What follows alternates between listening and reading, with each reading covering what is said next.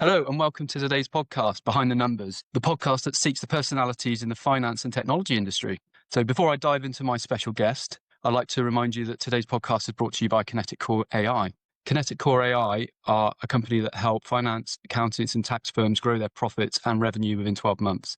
So if you're interested in a free growth consultation, drop the word growth into the DMs and we can have a conversation. So I'm really pleased to announce we've got a really special guest today, really great backstory and a real motivation for people that coming new into the finance industry and a real sort of pillar of that sector. So we've got Sarah Travell today, who is the CEO of Virgate. She's had a stellar career in the last 20 years working and managing finance teams across the retail and hospitality sector, especially companies that you may be familiar with, such as Turtle Bay, where she made a large impact. A great story, and also her hard work and dedication and ability to deliver through her company was recognised by the fact that she was enabled to sell her business then to a larger conglomerate as well. So all in all, very successful, and really interested to listen to her backstory, her motivations, and how she delivers for her clients. So Sarah, great to have you, and thank you for joining today. No problem. Thank you for having me. Wonderful. So yeah, let's dive into a bit about you. Tell us a bit about your backstory, your background, and start with that. Yeah, I guess it kind of all began when I got kicked out of home 2 weeks before sitting my GCSEs. Me and my mum kind of didn't see eye to eye, as a typical teenage girl. I was very independent. I wanted to go off and do my own thing. Quite hard for a mother to manage somebody like that, I imagine. I'm kind of seeing that myself now with my 12-year-old son. He thinks he's 17. But yeah, I think, a lot of my career kind of stems from being quite determined and tunnel visioned, really, because I lived in a youth homeless organisation for 2 years from age 16 to 18. Obviously I sat my GCSEs. I was at a local grammar school and got good grades from that. Worked my way through that youth housing association. Again, very tunnel visioned. I know what I want to do. I know what my goals are, ignoring all the noise around me because there was a lot of stuff going on that could have quite easily taken me in a different direction. But yeah, I got through college, worked a couple of jobs, ended up falling into an office job and into a finance team because I thought, that sounded interesting and I wanted to learn more. And then so I started my career doing the AAT course alongside it, realised that I wanted to work in industry rather than practice because I wanted to get stuck into the day-to-day finances rather than sort of doing the year-end historical processing and looking back. And so quite early on, I think I was about 2021, I joined a business that focused on the day-to-day finances for hospitality businesses. So I was at that business for about 8 years. I worked my way up from I think I was accounts assistant to operations director. Really enjoyed my time there. I looked after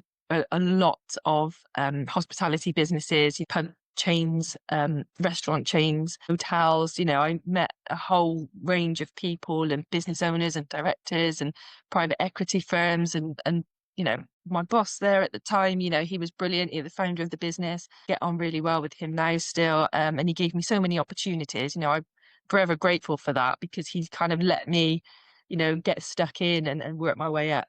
So I really enjoyed my time there.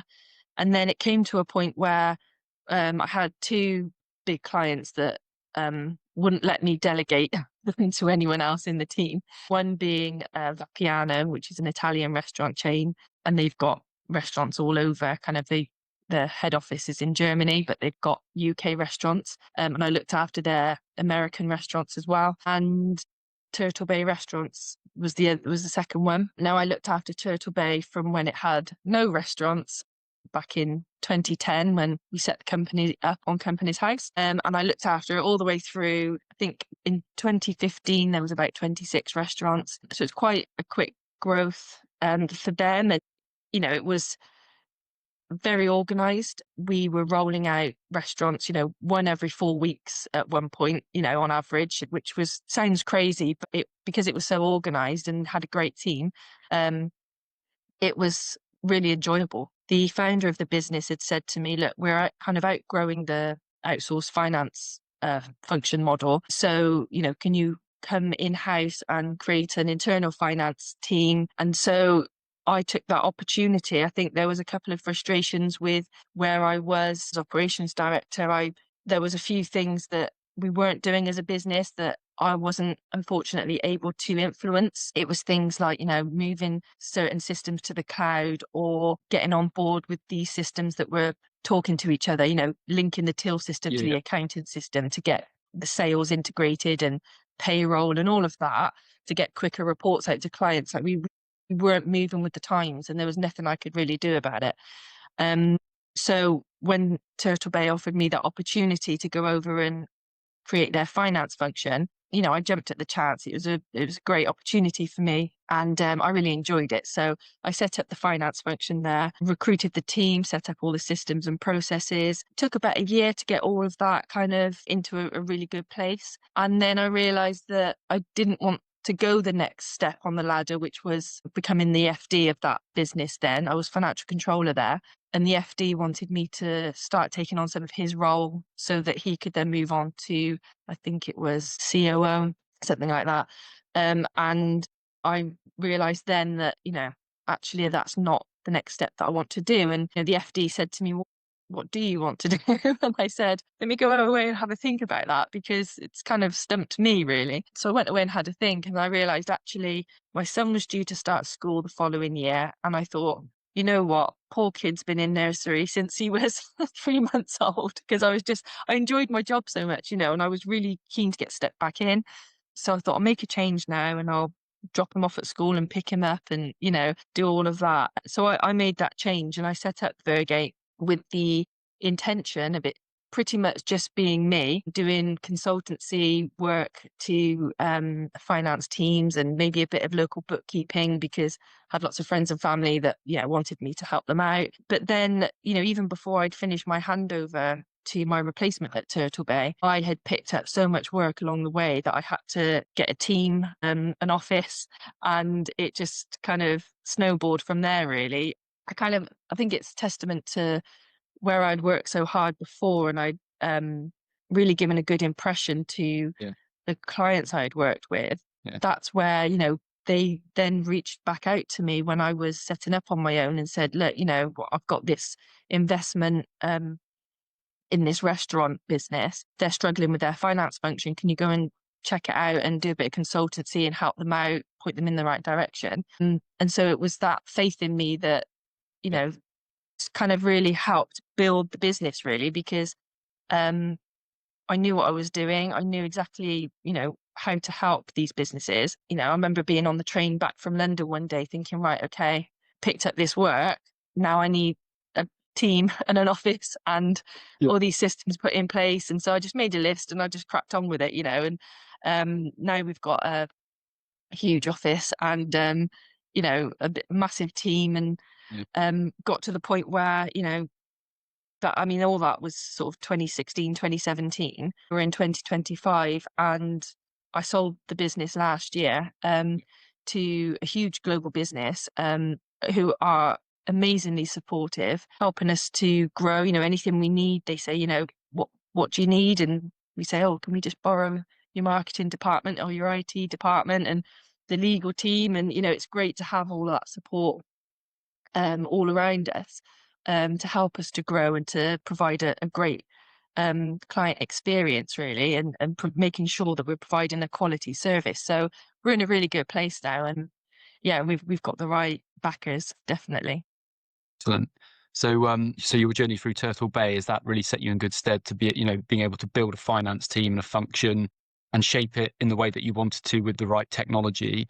That put you in good stead in terms of what you were doing at Virgate? Yeah. So I could see, at Turtle Bay, obviously it was a large hospitality business. I think at the point I left, they had like 43 restaurants, and having a business of that size, you can afford to have a bigger finance team. You can afford the best systems, the best team, and looking at what they did and how it was structured and how the things that they were looking at. that could easily translate into do that for smaller businesses, but smaller businesses can't afford that. So that's kind of what gave me the idea with Virgate, that we could 100% set this same finance function up, but do it for multiple smaller businesses. So they get that same impact, and that the bigger ones have got that they wouldn't necessarily afford, but because they're kind of paying a fraction of the cost, they're still getting a full finance function, but we're working on other clients as well. So yeah, just having that flexibility to start Virgate with like a clean slate, really. So we've not got any legacy accounting systems or anything that we've, invested heavily in. We were able to start from scratch and go, right, okay, what are the best systems on the market? What's the best tech stack to use? And over the years, it's kind of moved around a little bit, and new things have come to the market that have helped us massively in terms of efficiency gains and speed of service as well. So we've kind of layered all of those up, and we've got to a really good point now where we've got an amazing tech stack. But we've only been able to do that because we've been able to be flexible and try different things out over the years. And we've not been tied to, any sort of legacy system that we've, had to spend a lot of money on and begrudgingly, because I've got some absolutely. accountancy businesses are kind of like, no, this is the system we used and we spent so much money and we've got to stay with it. And you think, you just let it go. To be honest, I agree. And it's a refreshing attitude to listen to you talk about that. You have to almost be able to willing to fail a little bit when you're trying these things out, right? Because not everything works, but then you inevitably come across the solution that hits a spot for you, and then you're onto a winner, right? So it's a really good attitude. I like that. So tell me, what's a typical day look like for you? So I'm obviously, as CEO, I'm responsible for quite a lot of areas of the business. It's all very strategic. I try to group the areas together. So I'll, focus on the marketing things that I need to review and approve all in one chunk. And then I'll move on and look at the financial stuff that I might need to do, depending on where we are in the month or the week. And then looking at growth opportunities as well, having meetings with various team members. We have a weekly meeting with the guys at head office, so our parent company, normally on an afternoon because of the time difference, because our director's based in Texas. And so, it varies really depending on where in the week we are and where in the month we are. But it's very much focused on, making sure the client satisfaction's there, the staff satisfaction's there, and the commercial growth is moving along nicely as well. So those are the three main things, really. Excellent. And sounds like you're a busy person. So I know your retail and hospitality is your background. Then is that where you guys specialize in, or do you offer to a broader set of industries? Yeah, so we started off very much retail and hospitality. Not out of choice really, but because that's where all the business was coming from because of my background. And over the years, we've picked up a few different industries, based again from recommendations. We've worked with private equity firms where they've had investments in hospitality, so they've used us for that. But then over time, they've said, oh, actually, could you look after this particular business as well? And, we've looked at it and said, yeah, our systems will work just fine with that one as well. So we've picked up different industries over the years, switched off our focus a little bit from hospitality now, and we've widened the net, and we've said, look, there's a whole heap of businesses that our service can support. So we don't target hospitality anymore. Unfortunately, the hospitality industry has been hammered, especially since COVID, but particularly this year, it's getting really tough out there for them, which is such a shame because, they're such good businesses to work with normally, but there is a real struggle out there right now. So, we are supporting hospitality businesses as they're coming in, but we're not actively targeting them because, they are dwindling away, really. It's sad. We're seeing some drop off, and there's great people in the hospitality industry, and it's such a shame that their businesses are just, totally being hammered from all directions, really. So that's a shame, and it's a bit of a frustration from us because, like I said, that's what the team enjoys working on. But at the same time, where we've opened up our service to other industries, we're really getting stuck into those ones as well. So it's an exciting time, and yeah, where we've opened it up, it's we're just sort of scratching the surface, but sky's the limit now, really, because we've got that net open wide now. Yeah, no, excellent, excellent. There's a whole world of opportunity out there for you. Excellent. So what are you seeing from customer behavior then? And like industry trends, what's going on in the market that's surprised you or yeah, it's interesting to know. I think, I mean, everyone wants accounts, yesterday. They want everything now. It's the speed of everything is very important. We're seeing our service becoming more popular because we are bookkeeping daily.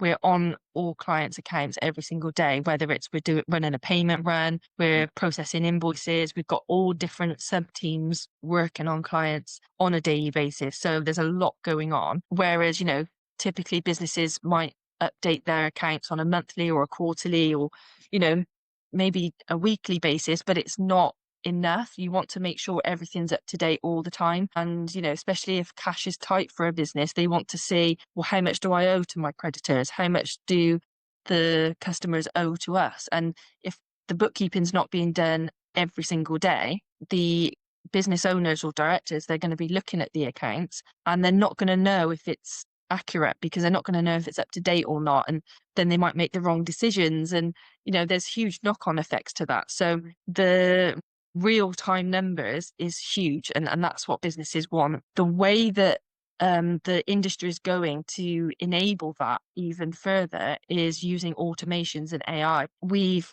got the benefit of having an automations team which is part of our parent company's business. So we've utilized them and they've put in place a few bots in our system so that the bots are running 24/7. They're reconciling supplier statements, which, is such a time consuming thing for a person to sit and do, matching off what invoices the suppliers got versus what we've got in the system. That's been a huge time saver for our team. And they just kind of look at exceptions then, which is great. The bots are reconciling bank recs as well. It's running 24/7. So there's a whole time consuming piece that the team would normally have to, plow through that's just done overnight, which is just, honestly, it's such a game changer. And some people in the accounting world think, oh, it's going to replace our jobs, but it's really not. It's just, it's giving you extra tools and enabling you to do a better job and freeing you up to do more value added work, really. And like you've just spoken about your trajectory about growth in the business, right? You're building yourself capacity in your team, right, to be able to do that, right? And doing bank recs at 2 a.m. for a bot, you come in, just manage the exceptions, and then you could, like you've just described, value add work, new services for your customers. That's a game changer. So sounds like you're on the right trajectory there. That's really interesting. Yeah, I think the speed of communication back to clients is huge as well, because a lot of clients will choose us over having an internal finance team. So instead of having people there on site that they can just ask questions to and, approve invoices with and whatever, we're in a different office, we're remote. So communication with clients is so key. You don't want them emailing in a question and it taking 3 weeks to reply. We get responses back to clients really quickly. We manage that as one of our metrics, actually, and we look at response times, and if there's any issues, we'll look into why response times have gone up or gone down. We look at everything and making sure that clients aren't left wondering why they've not had a reply yet.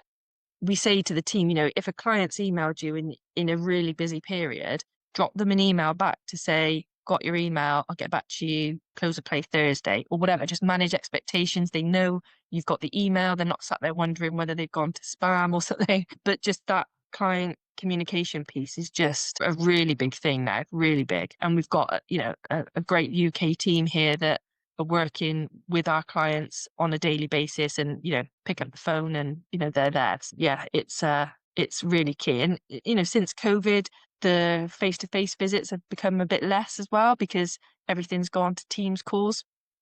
So we're encouraging the team to get back out to see clients as well if they're not too far away, because again, I think that really makes a difference with client relationships. Oh, 100%. And I mean, it's back to the AI point. Everyone's scared that we're going to end up in this sort of automated environment where we're not going to have any human contact. But I look at it in a different perspective. I think we're going to have more, because back to your point about bank recs and all that other stuff's going to be done for us. So we can actually engage with people and have a conversation and, provide a different service and understand what their problems are, instead of, just having the time to have those conversations. Yeah, I think it's it's an exciting world. So we've spoken about what's going well. Is there anything that's sort of frustrating you at the moment? That doesn't have to be internally. That can be externally. Are there any sort of pressures on the business that you're seeing? That I think the only frustration I'm seeing really is on the hospitality clients. It's like I said, it's such a shame that they're providing a brilliant service. And I go to some clients' restaurants and the food's so good and the drinks are so good and the service is amazing, and you think, why is this business not making money, or why is it not thriving and being able to expand out to open more locations? And, it is such a shame, and something does need to be done about it. But obviously that's not my job to do that. But a bigger I guess that's the frustration really, because we're not seeing growth on that side. But yeah, I think, occasionally we'll struggle to recruit good people. They're kind of few and far between sometimes, but luckily now we've got this global team that we can call upon as well to scale. So so we've got a really good team now, and we're in a good place. So I think there aren't really many frustrations at the moment, which is great. Good place to. Yeah, that sounds great. So just on that scaling then. So in terms of the vision for Virgate, then in terms of the next sort of 12 months and beyond, what does good look like? So you've reflected in 12 months and you've done X. That's success for you. Yeah, I think where we've opened up to other industries, I think the vision now is to be the go-to business for outsourced accounting function. So growing beyond hospitality just means that, we could actually become a household name, as a go-to for this service. So that's the vision now, is to kind of build on that and get to that place. And there's no reason why we can't really. And we've huge support backing us as well. So so it's pretty exciting to see where we're going to get to with it, really. Excellent. Very good. And obviously key to successes like that is being able to attract talent into the how are you finding being able to do that? Yeah, so we have like a couple of routes really. So in terms of UK staff, we bring in apprentices straight from school, which is a really good route. We've had some really good team members come through that route, and we put them through the AAT course. We train them through various teams. So having that kind of career progression is attracting some really good talent into our team. We also attract talent through other roles as well. So it's not just obviously starting at the bottom, it's bringing in qualified accountants as well, but offering a really good place to work. We've got a lovely office here and with great facilities, having that flexible working approach as well. So the flexibility to work from home, flexi time, treating people like adults, because that's what they are. Make them clock in and clock out and deduct pay for being 5 minutes late, or the world's moved on. As long as the clients are happy and the work gets done, that's that's the main thing. So it's giving that kind of freedom and flexibility to staff, and a really good place to work is attracting really good talent in. Excellent. Okay, so final question then from me. What one piece of advice would you give to the younger Sarah back when she was 16, 17? What would you say to her now that you've learnt along the way, which would have stood her in good stead? That's a tricky one. Just keep going really, and just, take no notice of what anyone else says, and just keep going on the path and stay tunnel visioned really. And just ignore any distractions along the way, because you will get there. Yeah. Awesome. Well, it sounds like the younger Sarah already knew that. You didn't have to tell her that, because you've had quite a career and it sounds like it's getting better. And I think it's a great lesson for all young people coming into the finance industry that, like you say, if you're tenacious, if you're focused and you're hardworking, the world's your oyster. And I think you're proving that. So well done, Sarah. And really, thank you very much for coming to talk to us today. Thank you.